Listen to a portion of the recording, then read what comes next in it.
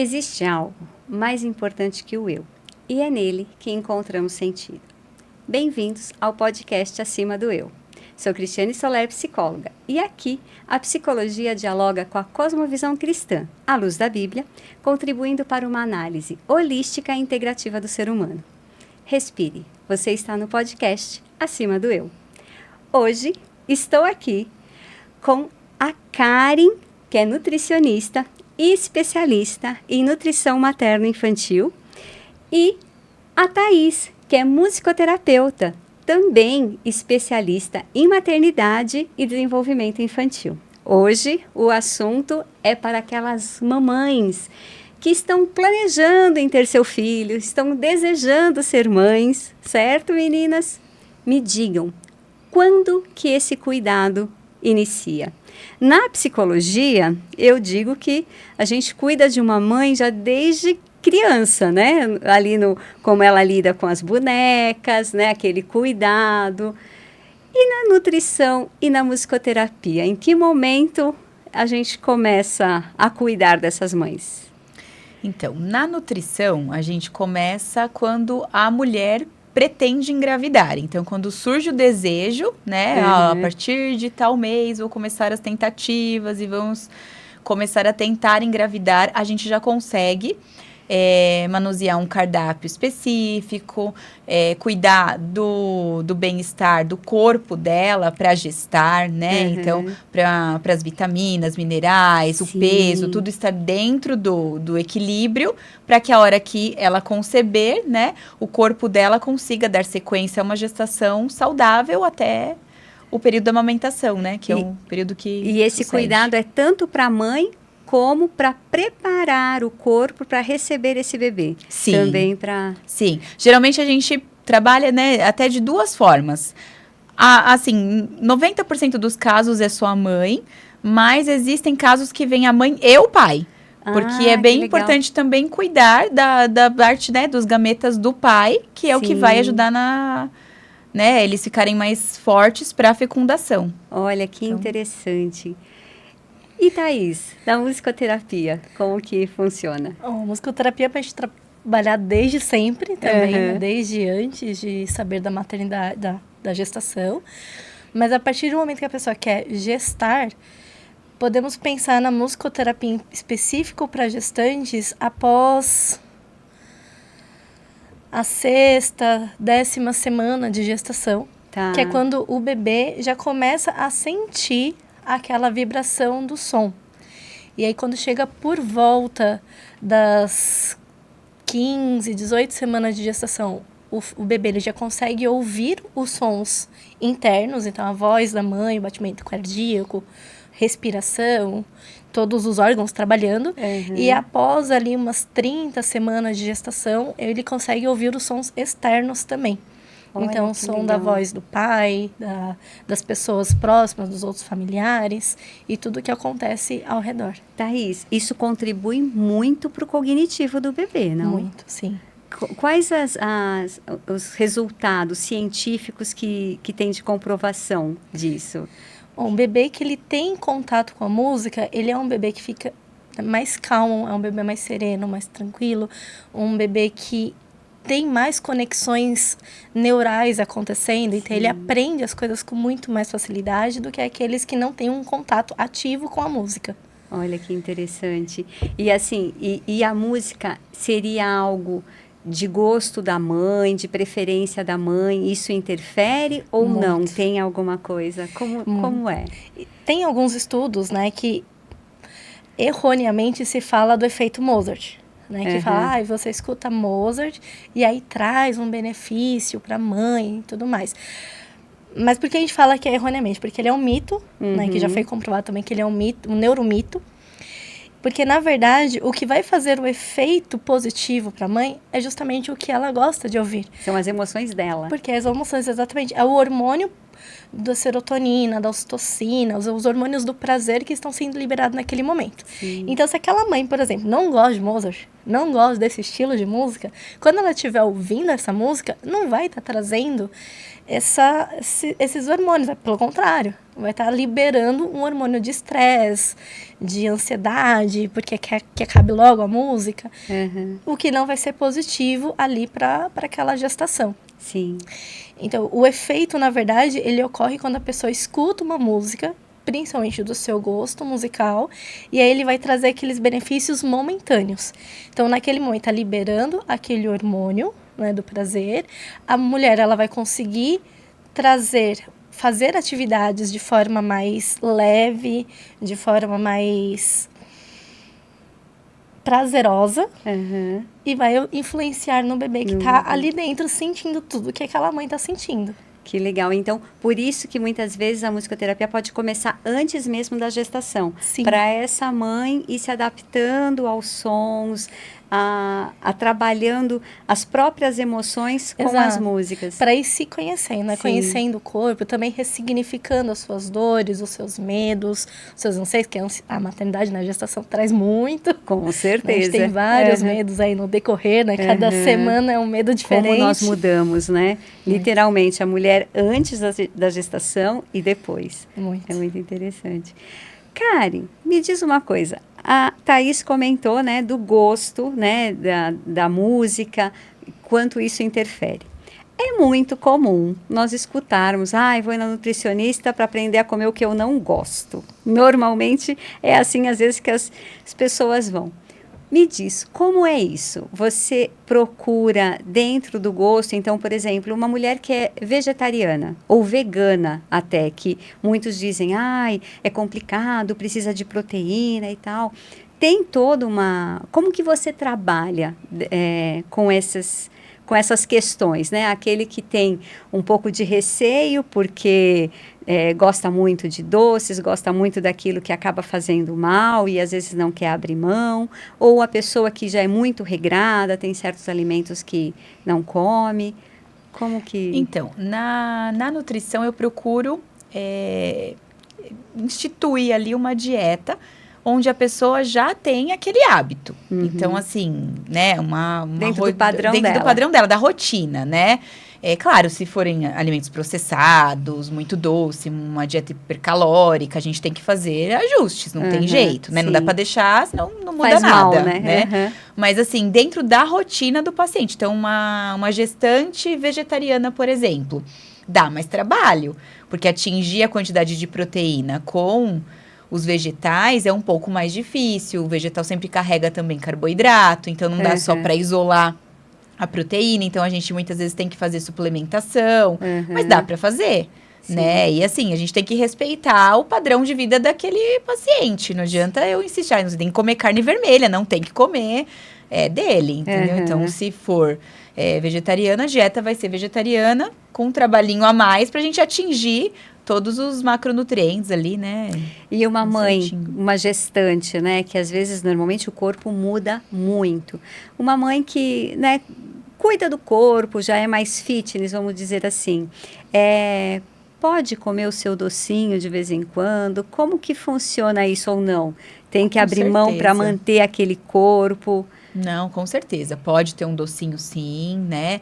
No caso, você está comentando de gestante ainda. De gestante, sim. Então, na gestação, se tiver com a glicose, né, dentro dos padrões normais, não tiver com diabetes gestacional, não tem problema nenhum.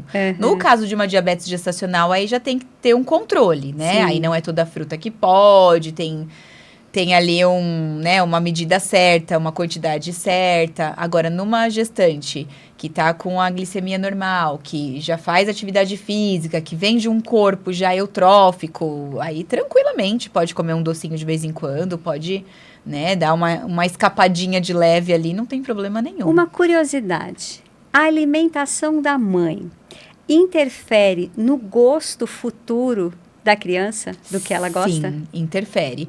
Tem estudos que mostram a importância, né, dos primeiros 1000 dias de alimentação do bebê, né, que começa na gestação. Ali dentro da barriga ele tá, né, se alimentando do que a mãe se alimenta. Então, se é uma alimentação com muito açúcar, ele já vai nascer com aquele paladar mais aguçado pro docinho. Se é uma alimentação já, né, mais para os legumes, verduras, uma alimentação um pouco mais equilibrada, ele já tende também, claro que tudo tem que continuar o padrão, né? Sim. Mas ele já tende também a gostar mais do natural, do saudável.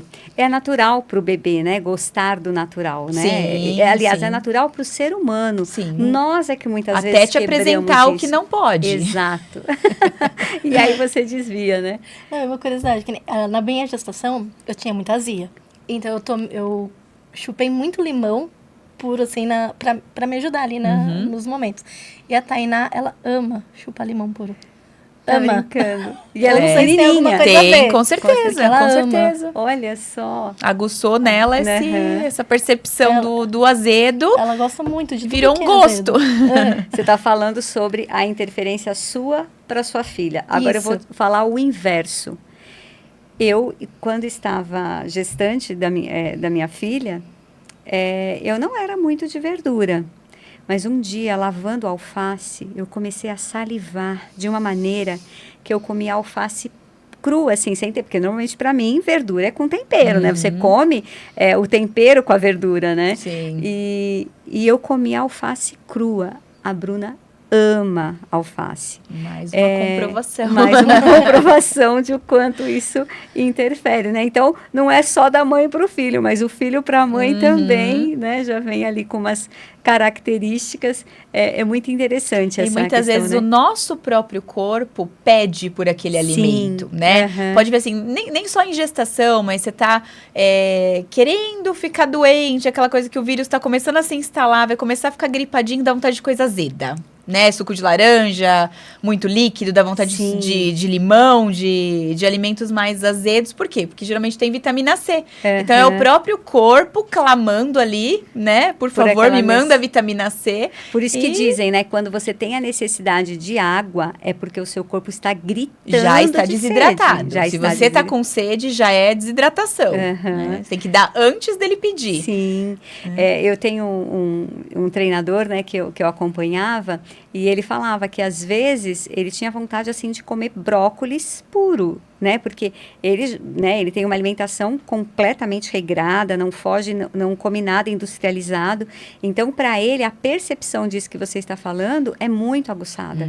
Então, realmente, o nosso corpo fala, né? É muito né? inteligente, É muito inteligente. Se a gente der ouvidos, né? E ficar atenta, a gente nós pega. É que deseducamos. Nós é que, né? Mesmo a música, né, Thaís? Nós temos ali uma tendência. Qual que seria a tendência natural do ser humano para um som? Qual seria esse tipo de... Tem isso ou não? Depende de onde aquela pessoa está inserida. Tá. Em qual cultura que ela está inserida. Uhum. Se é uma cultura ocidental, se é uma cultura oriental, porque aí os sons vão ser diferentes. Uhum. Quando a criança nasce, ela está aberta para todos os sons. Mas já vem mostrando que quando a criança está muito inserida na música ocidental, que é a música que nós temos aqui, né, que a gente chama de música tonal, ela vai se habituar mais em ouvir esse estilo de música, e se ela ouvir uma música diferente, o ouvido dela vai estranhar com o passar dos tempos. O mesmo acontece ao contrário. Quando uma criança ela nasce num ambiente que tem mais música microtonal, né, que estão intervalinhos menores entre uma nota e a outra, quando ela escuta uma música tonal, ela vai estranhar aquele sistema daquela música que acontece. E é que nem aqui no Brasil, nós temos uma cultura muito grande, se a gente for pensar no samba, na música popular, no MPB, até no sertanejo, né, que é a cultura brasileira. Se a gente for pensar na Europa, é uma música muito mais clássica, erudita, porque lá foi o berço onde surgiu todo esse repertório.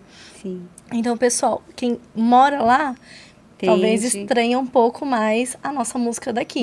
E muitos daqui estranham, né? Por mais que a gente traga muito a música europeia aqui para o Brasil, muitos ainda estranham esse estilo de repertório. E assim, na psicologia, nós vemos muito assim, o ambiente interfere muito no gostar, tanto da alimentação como da música. Então, por exemplo, se eu chego em um ambiente que eu sou bem acolhido, todo mundo me dá atenção, mesmo que seja uma música que eu não estou habituado, como você falou, vai estranhar, aquilo começa a me dar uma boa sensação. Então, as próximas vezes que eu escutar aquela música, eu passo, né, a gostar, porque vai me retomar a uma boa lembrança, a uma sensação que me trouxe prazer, alegria. E a alimentação, nós temos relatos na própria psicologia que pessoas que falam assim, eu não gosto de maçã. Ah, não gosto de maçã? Não, nunca comi e não gosto. Ué, você nunca comeu e não gosta? Como assim, né?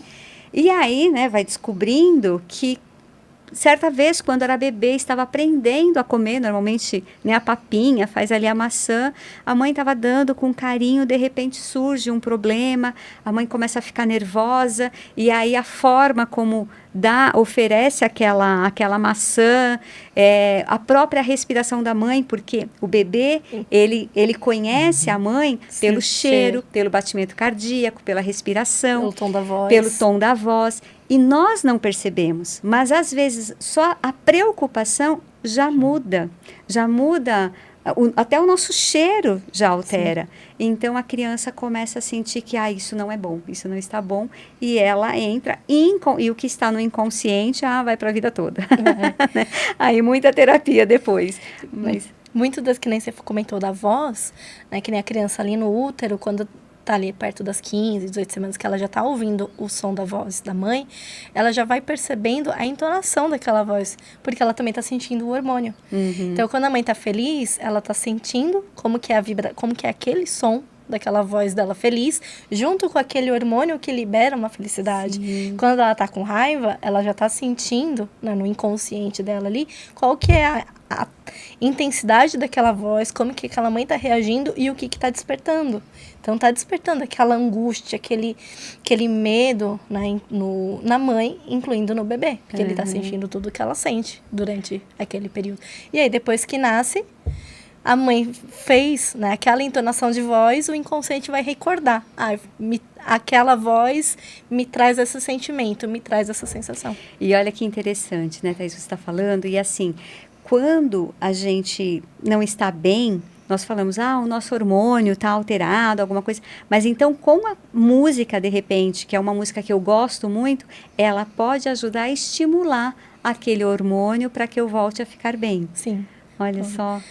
Esse é um dos trabalhos que a gente faz, inclusive depois, né? Quando a mãe já está em toda aquela fase de loucura do pós-nascimento, uma das estratégias para poder ela se reconectar consigo é pegar justamente músicas de repertório que ela goste, que seja do repertório dela, porque depois que nasce a gente escuta muito música infantil, né?